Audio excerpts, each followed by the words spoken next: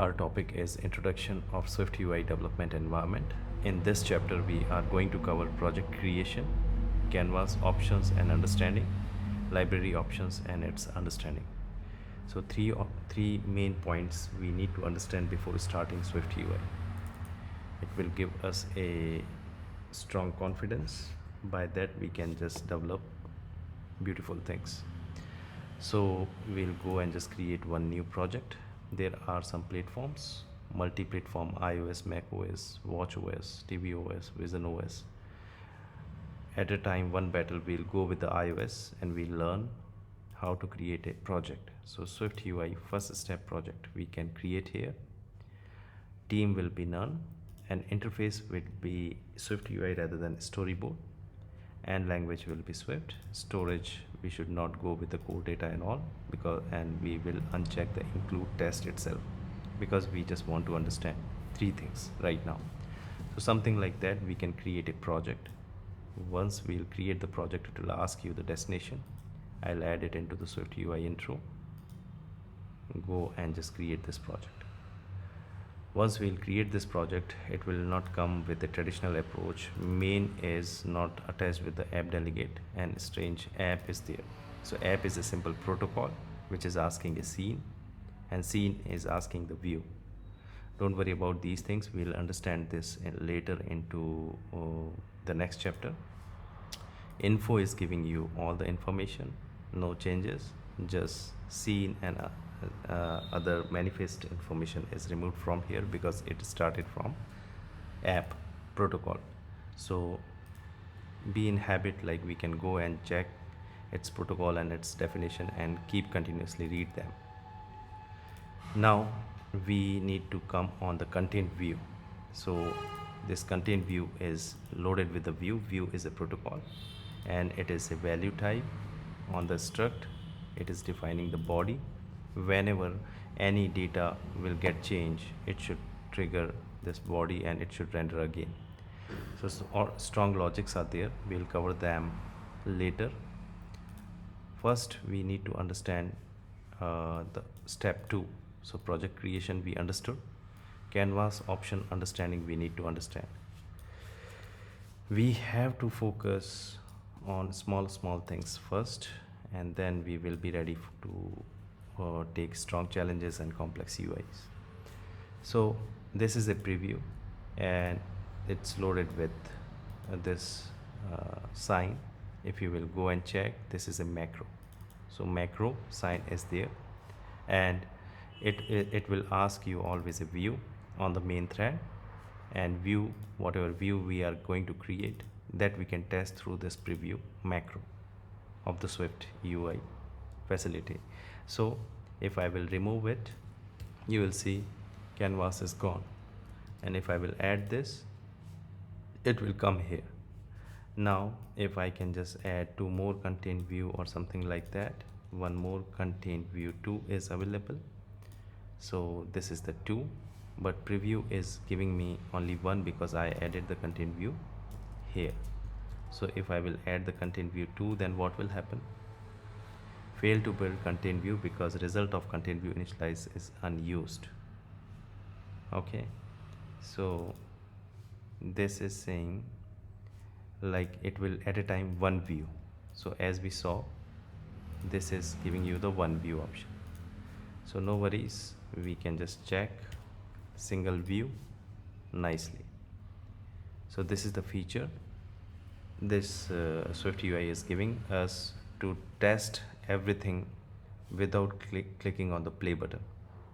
So now all options we need to explore, so that we should comfortable in future. So first, if you will pause for 1 or 2 seconds, it will give you the information. So first option is live itself is saying us like whatever things will be there, I will check it as a live mode. So suppose I just want to give you one example. Button is there, and this button I'm just going to create a button with a title. Title means click me, and action would be I'm pressed. So once you will just click on this, you will see the action is coming here as an output. Now we understood the live. We have to go on second option, which is selectable. So selectable means whenever I'll select something from here or here, if you will select from here, no change, but if you will select from here, it will give you appropriate place where things are related to the selection. So if I'm selecting this one image is going to select. If I'm selecting the text, it's coming like that. If I'm selecting the button, it is coming like that. So from here or from here, both places, if you will select something, you can change something. So you will select this and you will change here easily. So if lots of views modifiers are available, we can track them through selectable feature. So it is not a live mode, it is a selectable mode, and in the selectable mode we can just play with the UI and we can check the differences and all. So this is the selectable feature. Now third is loaded with three options: color scheme variant, orientation variant, and dynamic type. What these three types? First we'll go with the color scheme variants, means light and dark. So light appearance and dark appearance in daylight style, it will give you the result. First we'll check the light appearance. There are some options. Again, you will stay there for 1 or 2 seconds. It will give you information. Zoom to fit means whatever accurate fit style will be there, that will come. This is 1 plus, and otherwise like it is 1 minus, and it is plus, total plus. So if you will stay there, you will see zoom in, you will see zoom out, and it will be the zoom 100%. So this is the 100% zoom, and this is saying your zoom to fit, means this is the fitting style. So these options also we explored. Same will apply on this: fit, zoom, and zoom in. All these things we have to check here. So we have some dark mode or light mode appearance kind of style, we can just check it here. Now we'll go an orientation style. So there are portrait, landscape, and right and left. So these orientation style we can check and we can just take actions accordingly. So once you will go on landscape, again you can play and visualize the things nicely, and you can take actions according to your requirements. Now the dynamic type variants means there are some sizes. By that, like iPhone will on the device, it will give you the appropriate UI style. So one is small, medium, large, and till x5. So you can see all the variants. Now we can explore this option. This is a device setting option. So canvas device setting option is loaded with color scheme and orientation. Color scheme means whatever color scheme, if you will just make it on, right now it is dark, it will be light, something like that. This will be get applied. This will apply on the default system of canvas setting. So first I need to go with the selectable or playable, and then I can play. Color scheme, orientation, and dynamic type, three things we can set it up here according to the selection. Those are options which we are just getting on the canvas device settings. So right now play is available. On the play, I can say like play with this X large size, not bigger size, or more smaller size, so that it should look good. And it can be zoom in a style where I can see it nicely, and then I can just make it on as a orientation also. It should not landscape, it should be always portrait, and the color scheme can be dark always, something like that. I can just set some settings for this canvas for my future work or development. So these options we understood, these three things we understood. Now the selection. So selection is the part what device we are selecting, by that device, like it will give you the output and indicator will appear here. That means it is changed into the iPad.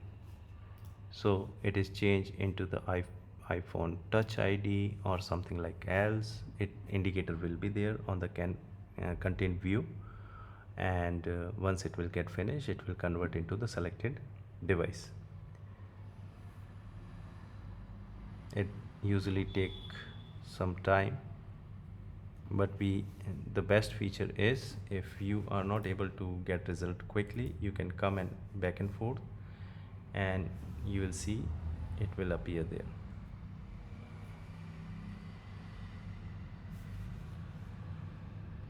We can remove unnecessary content view 2 from here, and we can say this is our iPhone Touch. Now we understood the selected device style. More iPhones and more configuration families are there. You can play with anything, your canvas will work. And finally, the same options are applied here. Those are zoom in, out, and 100% zoom, and the last one is zoom to fit. So all options we covered from bottom. Now we can go and check what is this. This is a pin preview. Pin preview is the thing which related to multiple views, and how we can take the leverage of pin view. We can just go and just add one more view here. So it will be a view 2, and it will add up here. It's also loaded by default with the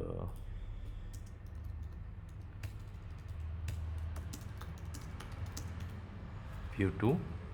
So this is view 2, and this is my canvas view, first content view.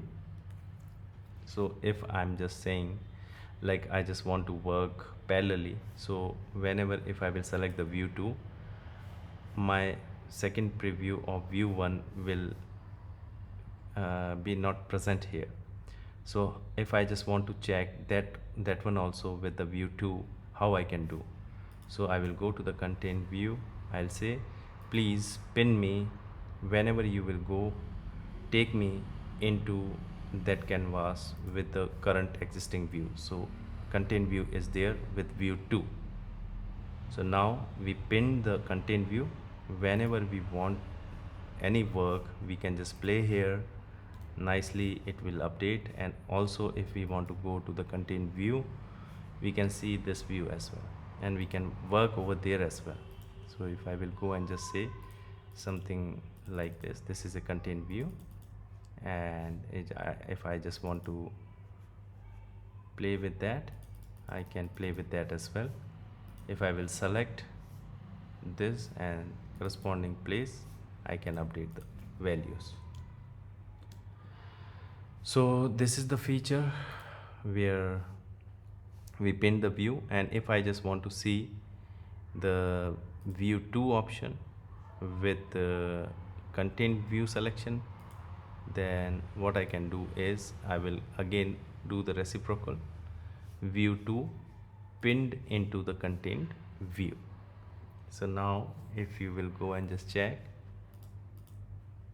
in the content view, view 2 will be there, and the content view is a part of the current development. So you can check parallelly view 2 as well, what effects are going on the current existing view, selected view. Like that you can just attach multiple views here. So all things we covered nicely. Now what we can do, we can understand the library, which is the third part, library options. So quickly I'll go and just play libraries. So show library option is giving you some options. Number 1 is inbuilt default views. So these are the views, and it's called show the view library. So one example I just want to give you, like suppose I just want to create a list. I don't know about that view, how we can create that.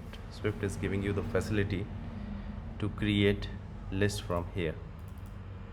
So you will click and the list will be available there. Now if I just want to fill them, through my content, then 3 text will be there on this particular list.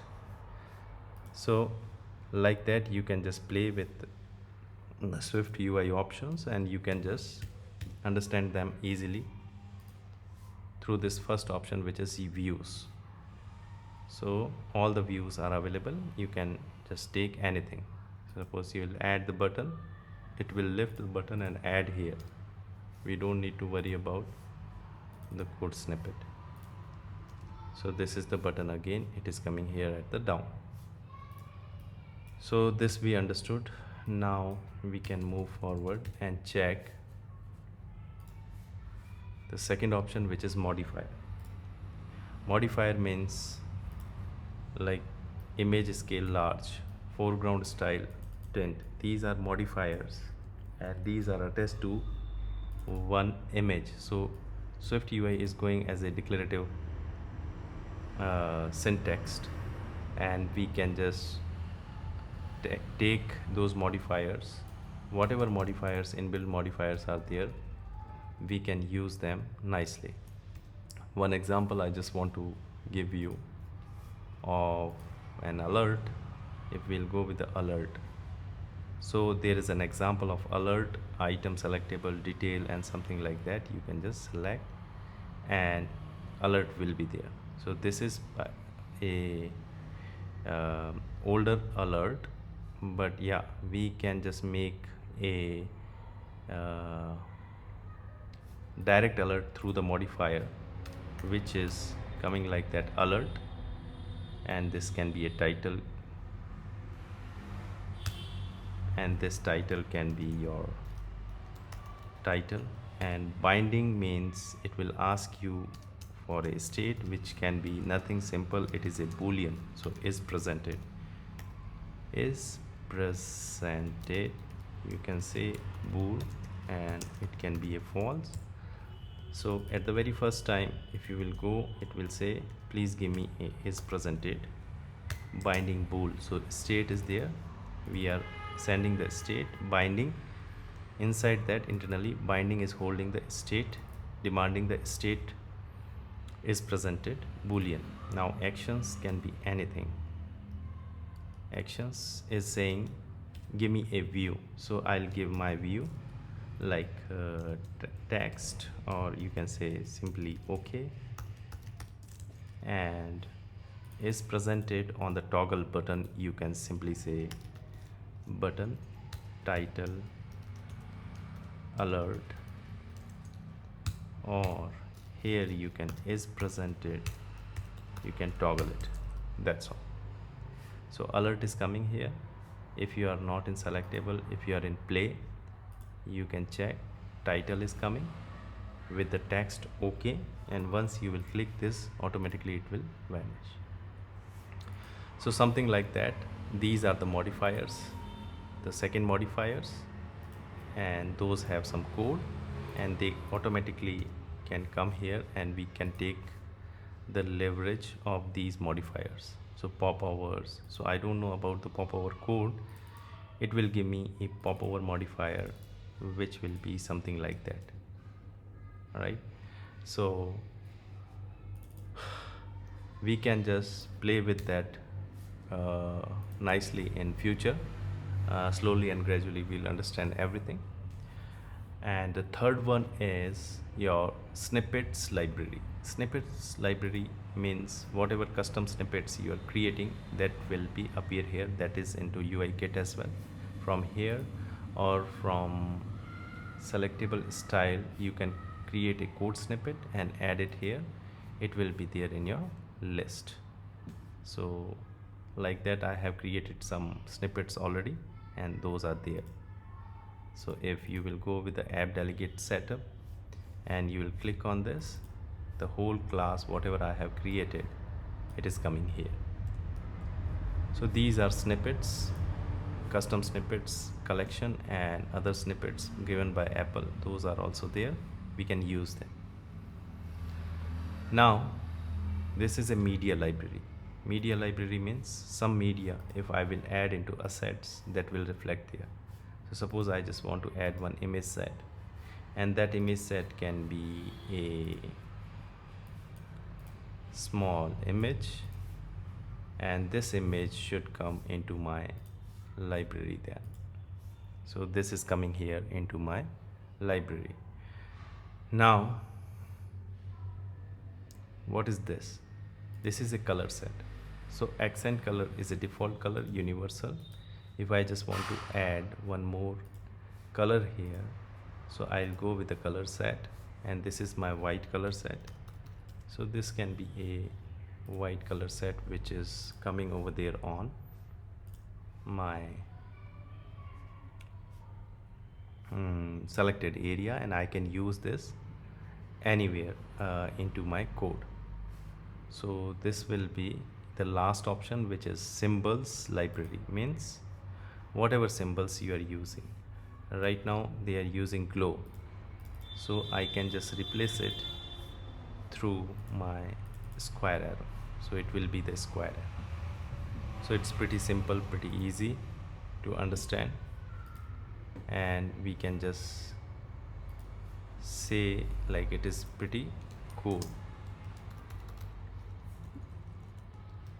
So it is giving me the warning like don't use the same name color, white is already there. So this is the thing which we understood. So we covered the project creation, we covered the canvas option understanding, we covered the library options understanding. More thing important, what is assets and preview assets? Those two things we need to understand. So inside the preview content, automatically preview assets are coming. So name itself is saying this is a preview content only. So whenever my preview will get loaded, only on that time those images or assets will be used. Once I'll play the application on real device or from here on simulator, it will give me the assets related to the assets image. So how we can take one example like image, rather than system image we can say image source, image resource or something like that. Name, you can consider any name, but it should work from your preview mode or live mode. So image name you can declare here. So this is a struct, you don't need to create initializer, and this image name is required whenever this content view will get created. So bundle can be my main or whatever, yeah, and missing argument is necessary. Now I don't know, require this is presented false already, so image name I require. So suppose one image, I will say image preview I'll add. So I'll copy that and I'll add that image preview image set here. So I added this, but I never added any image inside that. Or I can add one image here.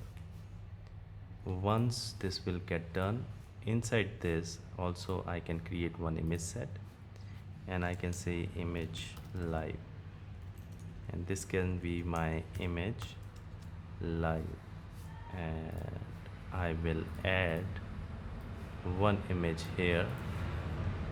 Now from here it's good, while preview we are adding, but from mother app once we are adding it will give you error. So once you will run this, it will give you error. Yes, I'm missing something, I know. This is my image name, so I will add the image name here as a image live. So this is my image live, and in the preview image preview, and in this image live. So image live is fine. And now if I will play my preview, it will load with the image preview, which is belongs to this image. So it should come with this image, it is coming. Now if I will go and just pause this one and run the main application, then it will hit this thing and it will initiate the image live and it will lift from image live. So something like that we can use, and we can take assets, those are related to preview. So preview assets we can use through our content view preview layer, and we can just add lots of assets also, like color set, image set, symbol set, data set, right? So something like that we can just add for the previews, and for the assets we can just identify and like divide those things on the live mode or preview mode. So thank you so much for understanding all the concepts, and now we will move forward in the next chapter, which will be our application lifecycle, and which will start from this place. Thank you.